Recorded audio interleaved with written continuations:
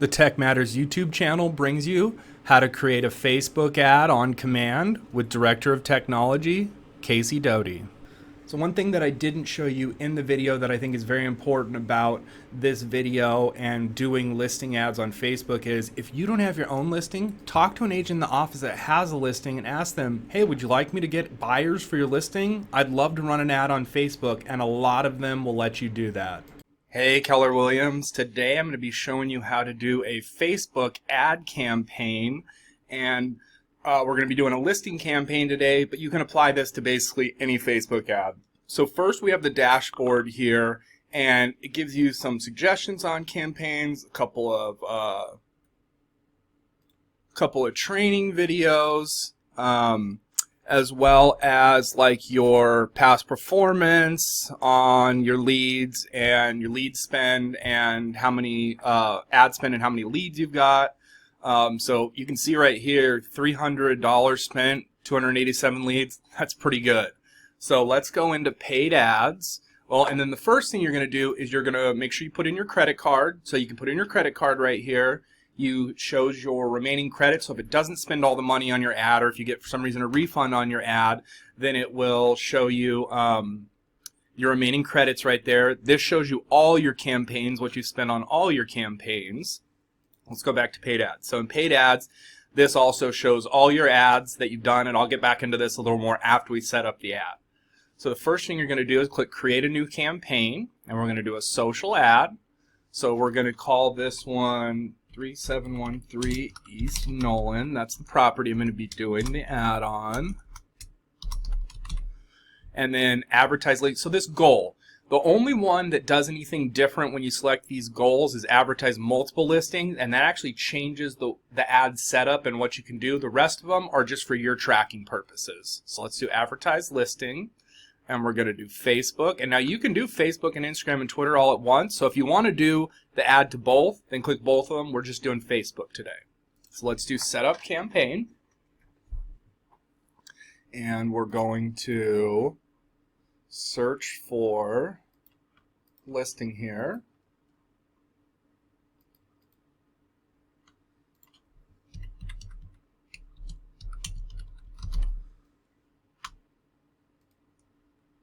Here's the one we're going to do.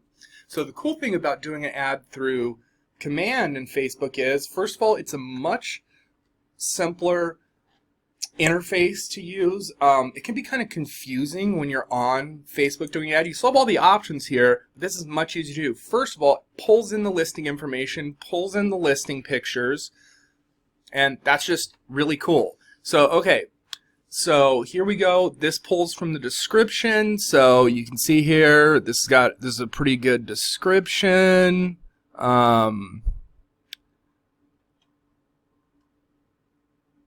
So the one thing I'm going to take out right here is the neighborhood info. And the reason is, depending on what your goal of the ad is. Now, if the goal is to sell this specific listing, then I would leave that in. If your goal is just to get leads, and you have the chance to sell the listing as well, but to get leads, then you want to take out the neighborhood specific information, because if someone's not interested in that neighborhood, they might not click on the ad. So, and you want them to click the ad, even if once they click on it, they're like, oh, I wouldn't live in that home, then you still get their info, and you can still contact them and make them a contact and turn them into a buyer or a seller. So, once you have the first line of your main copy, and really the main copy, we treat that as the headline because that's what people are going to read first. Now, one thing I recommend is doing some emojis in here. So what I'm going to do is I'm going to cut this part so I can add in an emoji, and now I'm going to add in a house emoji. So I'm just going to grab one of these house emojis, and then I'm going to paste this back in here. And so you could do another emoji like sunset, or, you know, emojis are really for attention grabbers. So if you're talking about a sunset, or if you're talking about a park or whatever, then you can match those up with what you're saying, but you're really just trying to give little attention grabbers. So now, where the headline is, that's actually where we put your call to action. So for instance, you're going to do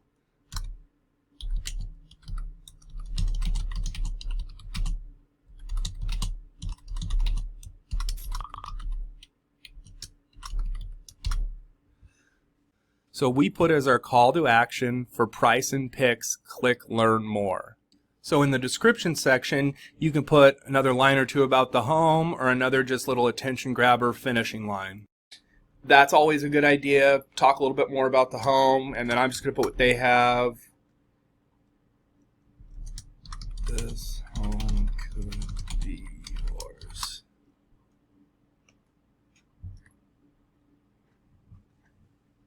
Okay.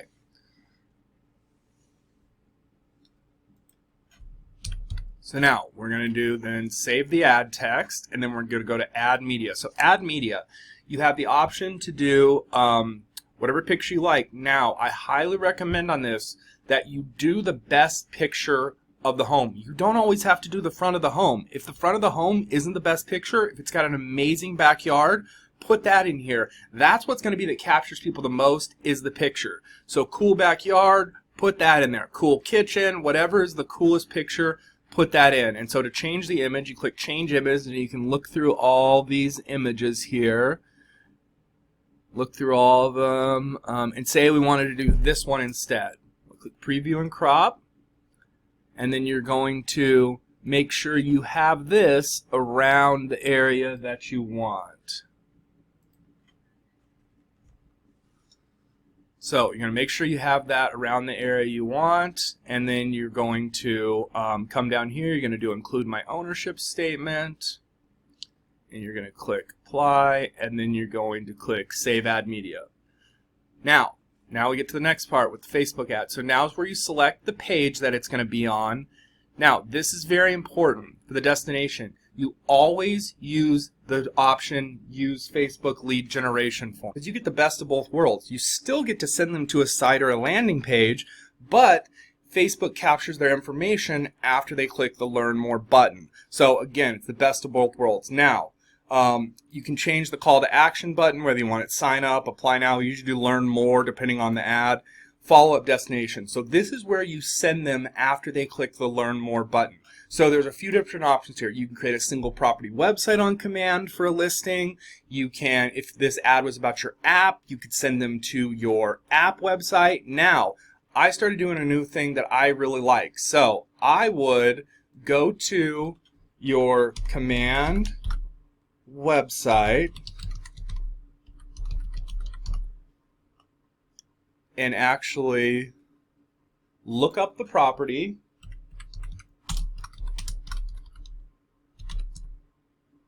So you're going to go to your website, look up the property. Now this one is, this property is pending. So I'm just going to pull up a random listing here so I can show you guys how to do this. So say this was the listing we were doing. Click on it and then copy and paste what you have at your top there and paste that into the follow-up destination. So now when they click that learn more link, it's going to take them directly to your website. It'll be that property on your website, but it'll take them directly to your website. And I think that kind of gives you a good way to draw people to your website, but then they still get more information about the property. And then they can request a video tour, do all the same stuff. They get more information than they would on a single property website. Okay, now one of the last sections, very important. I always use the custom settings on here.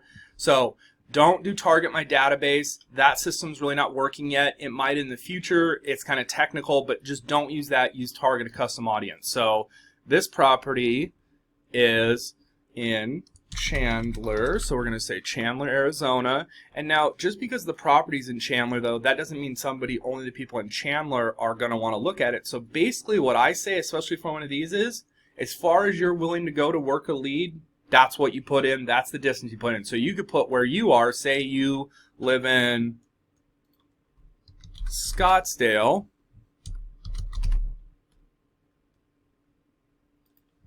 Put that in, and if you're willing to go 40 miles away to work with a client or something like that, then put that in, and that's what I would put in. Now, interest.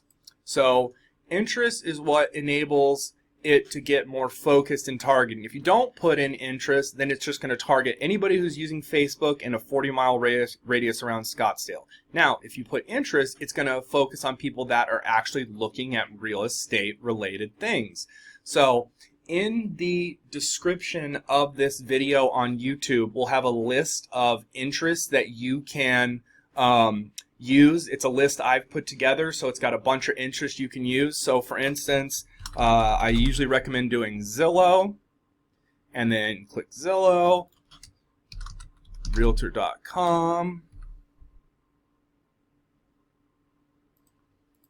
maybe type in mortgage.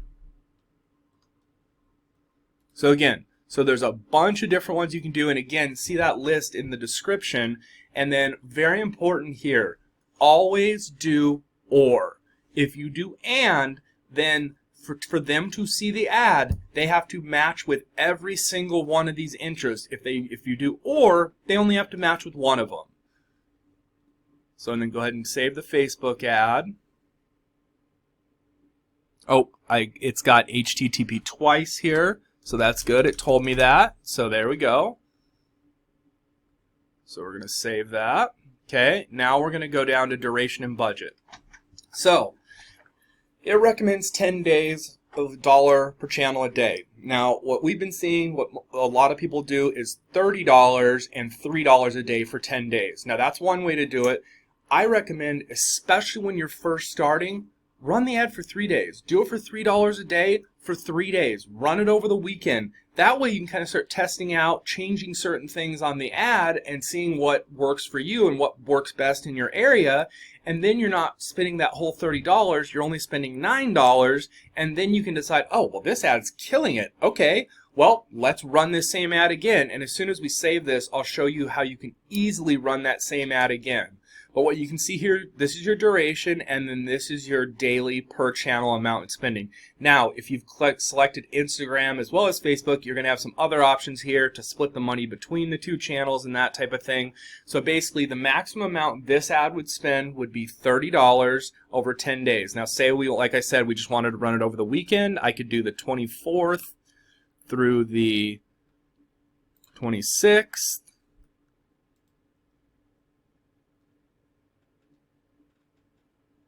So we would want to do through the 27th, and then that would run for 3 days, and now I would change this to $9, and so it's going to be doing $3 a day for 3 days.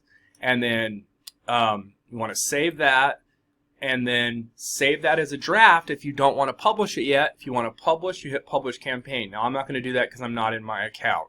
But let's go back to paid ads.